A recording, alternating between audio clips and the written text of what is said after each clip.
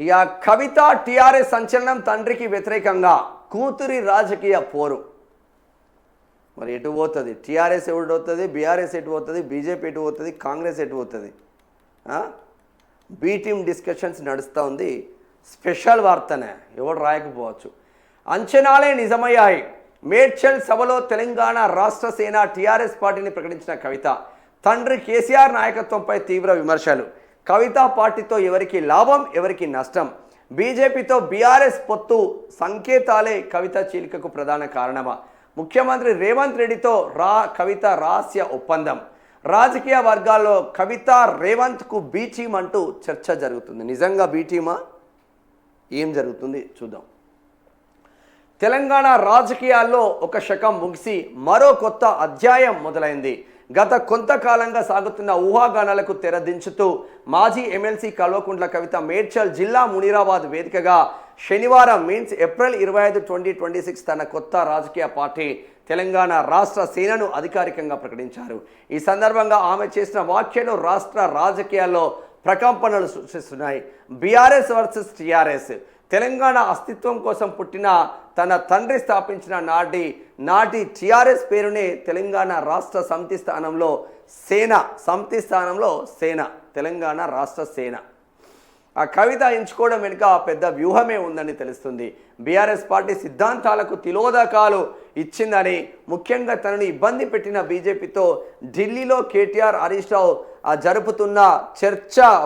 జరుపుతున్న పొత్తు చర్చలకు నిరసిస్తూ ఆమె పార్టీని వీడినట్టు తెలుస్తూ ఉంది.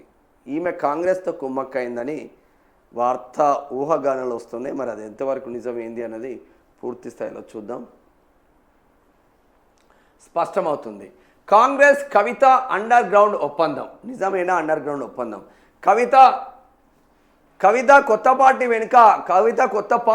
పెట్టడం వెనుక కాంగ్రెస్ పార్టీ హస్తం ఉందనే చర్చ ఆఫ్ ది రికార్డ్లో బలంగా సాగుతుంది. బీఆర్ఎస్ బీజేపీ కూటమిని దెబ్బ తీయడమే లక్ష్యంగా రేవంత్ రెడ్డితో కవిత టచ్లోకి వెళ్లారని, ఈ క్రమంలోనే ఆమెకు బీ టీం ముద్ర పడిందని విశ్లేషకులు చెబుతున్నారు.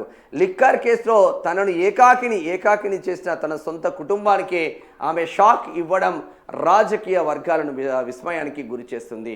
ఎవరికి లాభం, ఎవరికి నష్టం? కవిత కొత్త పార్టీతో బీఆర్ఎస్ ఓటు బ్యాంక్ భారీగా చీలిపోయే అవకాశం ఉంది.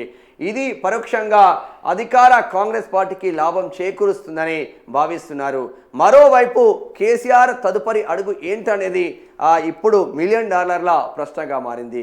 కూతురు తిరుగుబాటును ఆయన ఎలా ఎదుర్కొంటారు? బీజేపీతో పొత్తు నిర్ణయాన్ని కొనసాగిస్తారా లేదా అన్నది ఆసక్తికరంగా మారింది. ఇక్కడ పాపం బీజేపీ వాళ్ళు ఏం చేస్తారో అన్నీ తెలిసిందే. బీజేపీతో బీఆర్ఎస్ దోస్తీగా పోయిందంట. సరే, రకరకాలుగా కారణాలతో రాజకీయాల్లో శాశ్వత శత్రులు ఎవడు ఉండడు కావచ్చు, పోయింది. సరే, ఇక్కడ లిక్కర్ కేస్ టైంలో కవితను అరెస్ట్ చేసిన విషయం అందరికీ తెలిసిందే. తిహార్ జైల్లో పెట్టిండ్రు కవితను. తిహార్ జైల్లో పెడితే కనీసం బీఆర్ఎస్లో ఉన్న కేసీఆర్ కావచ్చు, కేటీఆర్ కావచ్చు, ఇటు హరీష్ రావు కావచ్చు, ఇటు సంతోష్ రావు కావచ్చు,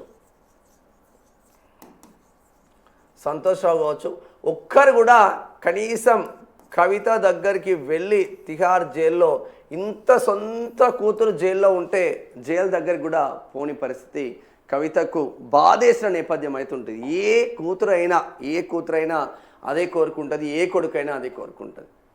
మనం కష్టాల్లో ఉన్నప్పుడు మన కుటుంబం మనకు అండగా లేకపోతే వరస్ట్ సిచ్యువేషన్ అనిపిస్తుంది. సో అటువంటి టైంలో కుటుంబం అండగా లేదు. భారతీయ జనతా పార్టీతో చెట్టాపట్టాలు వేసుకొని ముందుకు వెళ్తున్న నేపథ్యం ఉంది అని కల్వకుంట్ల కవిత భావిస్తున్నది. మరి కల్వకుంట్ల కవిత పార్టీ పెట్టడానికి మెయిన్ రీజన్ అదొకటి అవుతే, మరి కవితా పార్టీని రేవంత్ రెడ్డి నడిపిస్తూ ఉన్నాడు అనేది ఇంకొక టాక్ వినిపిస్తూ ఉంది. రేవంత్ రెడ్డినే కవితా పార్టీకి బీ టీమ్గా ఉండబోతుంది కవిత, రేవంత్ రెడ్డికి కాంగ్రెస్ పార్టీకి అన్నది ఇంకొక చర్చ జరుగుతుంది. అంటే ఇక్కడ కల్వకుంట్ల ఖాందాన్ను కొట్టాలన్నా, బీఆర్ఎస్ పార్టీని బొందబెట్టాలన్నా కవితను అస్త్రంగా చేసుకుంటుండు రేవంత్ రెడ్డి అన్న ఇంకొక కోణం కూడా వినిపిస్తూ ఉంది. సో బీఆర్ఎస్ పుట్టు పూర్వోత్తరాలు, టీఆర్ఎస్ పుట్టు పూర్వోత్తరాలు, కవిత ఇంటి గుట్టును మొత్తం రట్టు చేసే కార్యక్రమంలో కవిత బిజీ ఉన్నది. కాబట్టి కవితను ఎంతవరకు వాడుకుంటే అంతవరకు వాడుకోవాలని ఇంకొక చర్చ జరుగుతుంది. సరే, మినిస్టర్ పోస్ట్ వచ్చేదా, కల్వకుంట్ల కవిత పార్టీ పెట్టదా పెట్టకపోయేదా, అడ్లూరి లక్ష్మణ్ వీళ్ళందరూ ఎప్పుడైతే మినిస్టర్గా ప్రమాణ స్వీకారం చేసినలో 4వ పేరు ఇక్కడ కల్వకుంట్ల కవితది ఉన్నదని హాట్ టాపిక్గా మారుతూ ఉంది. సో 100కు 1000% కవిత ప్రోగ్రామ్స్ కావచ్చు, కవిత చేసే పోరాటంలో పోలీస్ డిపార్ట్మెంట్ల సహకారం 1000% ఉంది. పోలీస్ డిపార్ట్మెంట్ సహకారం 1000% కవిత ప్రోగ్రామ్స్కి ఉన్నది. అదే తీన్మార్ మల్లన్నకు ఉండట్లేదు అనేది తీన్మార్ మల్లన్న నిన్న ఇందిరా పార్క్ వేదికగా ప్రైవేట్ ఫీజుల దోపిడీ పైన మహాధర్నా నేపథ్యంలో నిన్న హాట్ కామెంట్ చేసిళ్ళు. మరి ఎందుకు కల్వకుంట్ల కవితకు మీడియా సపోర్ట్ చేస్తూ ఉంది, ఎందుకు తీన్మార్ మల్లన్నకు మీడియా సపోర్ట్ చేయట్లేదు అని ఇక్కడ తీన్మార్ మల్లన్న కూడా గట్టిగానే అరుచుకున్న నేపథ్యం మాత్రం ఉంది అని చెప్పుకోవచ్చు. మరి నిజంగానే కల్వకుంట్ల కవిత రేవంత్ రెడ్డికి బీటీమా? సరే, అనేక ఆరోపణలు వస్తాయి. మనం సొసైటీ రోడ్డు మీదకి వచ్చినప్పుడు, సమాజ సేవ కోసం మనం బయటికి వచ్చినప్పుడు, ప్రజల కోసం మనం బయటికి వచ్చినప్పుడు మనం అందరికీ నచ్చాలని రూల్ లేదు. కల్వకుంట్ల కవిత అందరికీ నచ్చాలని రూల్ లేదు, తీన్మార్ మల్లన్న అందరికీ నచ్చాలని రూల్ లేదు, ఎవరికి నచ్చాలని రూల్ లేదు.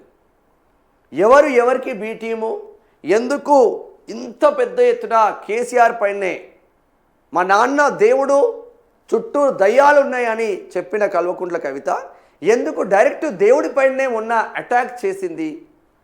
ఆ దేవుడే లేకపోతే కల్వకుంట్ల కవిత ఎవరు అనేది తెలంగాణ బీఆర్ఎస్ వర్గాల నుంచి వస్తున్న క్వశ్చన్. అదే దేవుడు అటువంటి కేసీఆర్ లేకపోతే నువ్వు ఎంపీ ఎట్లా గెలిచేదానివి, నువ్వు ఎమ్మెల్సీ ఎట్లా గెలిచేదానివి, అసలు నీకింత సెక్యూరిటీ ఎవడిచ్చేవాళ్ళు? అమెరికాలో చిన్న ఉద్యోగం చేసుకుంటూ ఉండే కల్వకుంట్ల కవిత ఇన్ని వేల కోట్ల ఆస్తులు ఎక్కడి నుంచి వచ్చినాయని ఇక్కడ బీఆర్ఎస్ కార్యకర్తల నుంచి వస్తున్న క్వశ్చన్. ఇక రేవంత్ రెడ్డి నడిపిస్తున్నాడా నడిపించట్లేదా అనేది ఆ భగవంతుడికే తెలవాలి. కొన్ని రోజుల తర్వాత అన్ని బయటపడతాయి. ఇది కల్వకుంట్ల కవితకు సంబంధించిన పూర్తి స్థాయి వార్త. బీ టీమా ఏ టీమా అన్నది ఓన్లీ ప్రజా వాయిస్ మాత్రమే రాసింది.